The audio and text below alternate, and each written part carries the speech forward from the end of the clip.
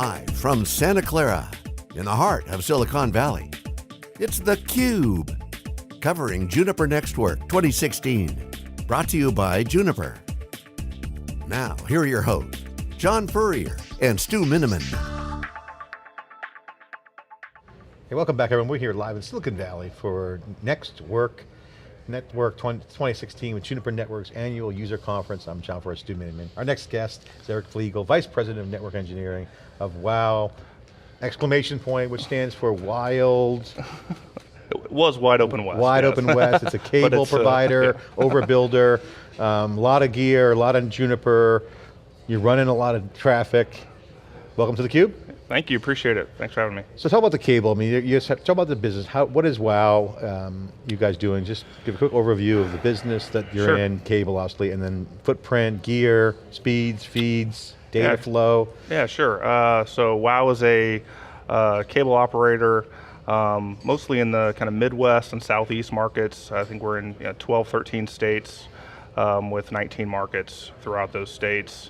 For the most part, kind of your traditional cable operator, triple play, bundle, voice, video, and data services, in addition to a significant focus on commercial services and growing that commercial space.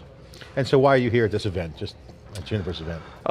We, as far as WOW goes, we're a pretty big customer from our network standpoint, use a lot of core and access. And then specifically, right now for us, NFV is a big focus area for us, and virtualization of the network in general, kind of what that means and where we can kind of push that and leverage that too in many ways for our You had network. Rami on earlier, the CEO of Juniper.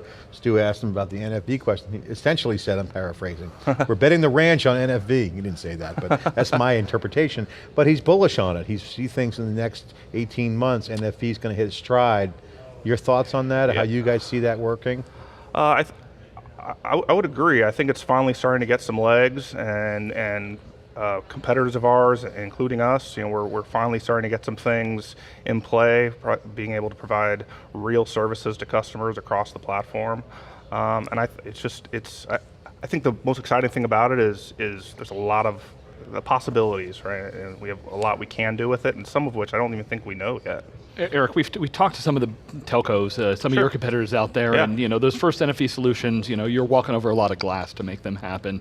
It's kind of challenging out there, but starting to bear fruit. Is that kind of your experience, and what do you see? Definitely the case. I mean, we kind of went into it, we kind of, being, I would say not the largest operators in the world, we had to pick some areas of focus for us. So we picked some specific services that we're going after, that we're building towards, to focus on around managed services and things like that we're looking to grow our services and grow our platform.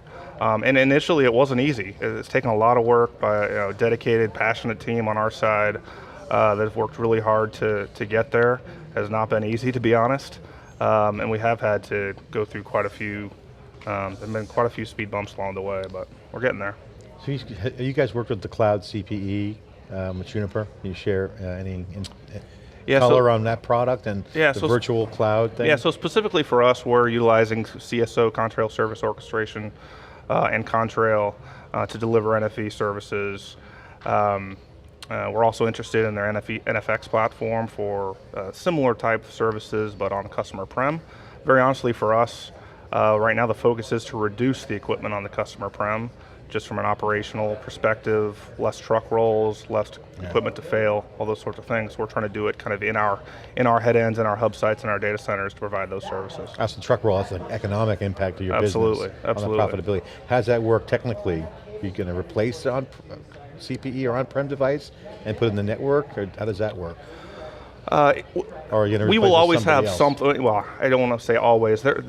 We will have some sort of demarked device. The idea is to make that cost as low as possible. So really strip the intelligence out of that, put the intelligence in the cloud, kind of, so to speak, and then keep that device as, really a demark from a test and validation standpoint. So the philosophical question that everyone's asking themselves, we go to a lot of these events and it's a great question because everyone has a different answer, so I'll ask you the same question. How are you looking at the network differently? Because you have existing network, obviously Core and Juniper all everywhere, but as you look at the future, knowing what some of the economic issues are, you mentioned on-prem devices, truck rolls, Sure. that's kind of pretty obvious, but what are the things that you guys see that makes the network look differently to you guys as you shape it forward in the future?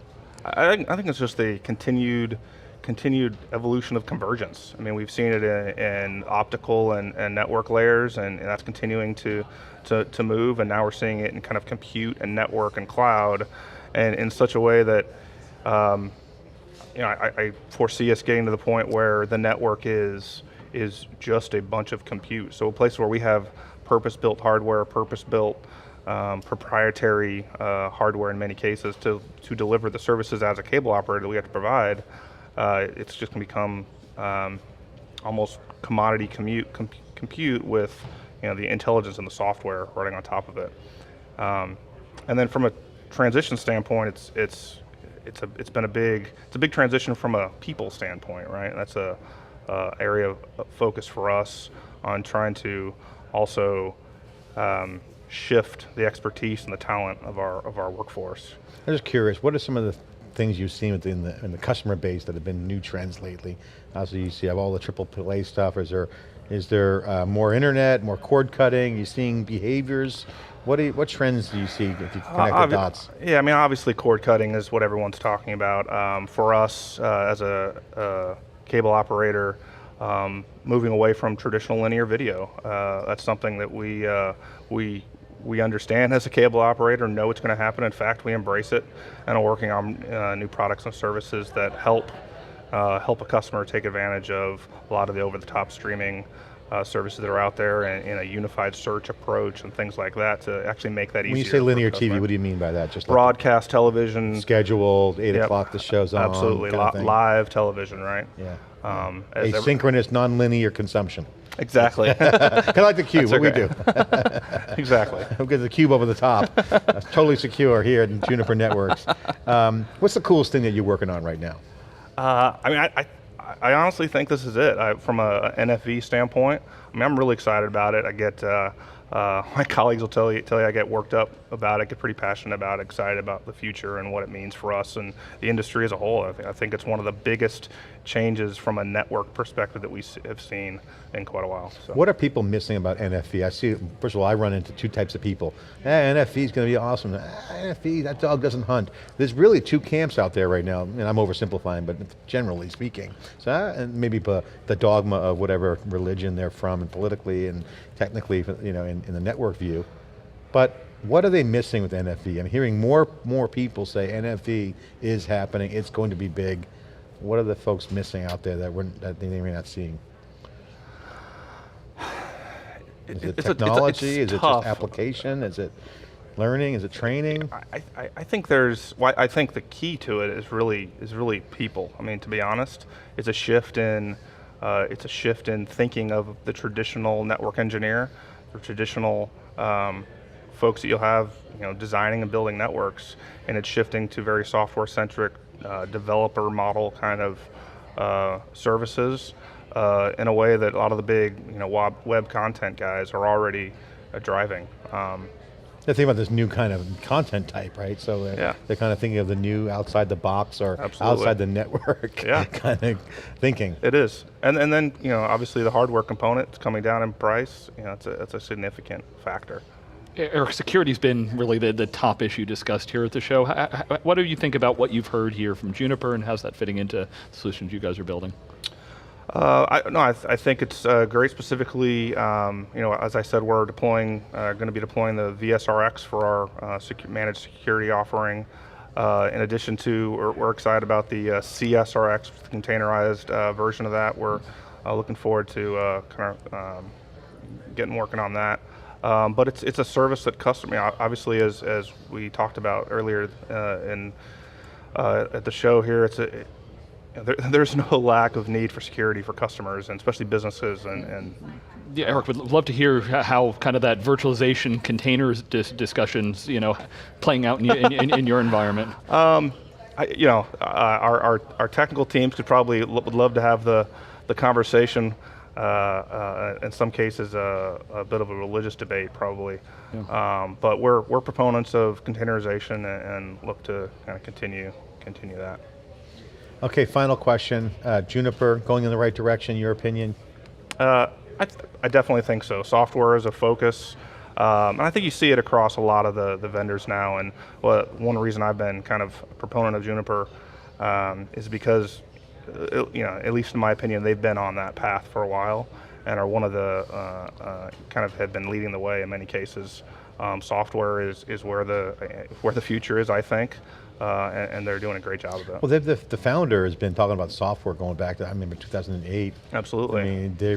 I mean, they might have kind of tacked a few times, but now they seem to be in a nice track relative to the value of NFV and software based, but they've had this software mindset for a while. Yeah, absolutely. I think, and like you said, I think they have had a couple, there's been some points in their history where they've gotten off track a little bit, but I would say I think they're hitting their stride a little bit and doing well. All right, Eric Fligel, Vice President of Network Engineering from WOW, big cable provider, operator.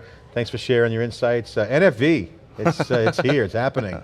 Going down in price, and again, over the top, new content, and linear cable is struggling, dead as we would say, but over the top is where the action is. Thanks for sharing your thoughts here. Absolutely. We'll be right back with more in Silicon Valley. I'm John Furrier, Stu Miniman, after this short break.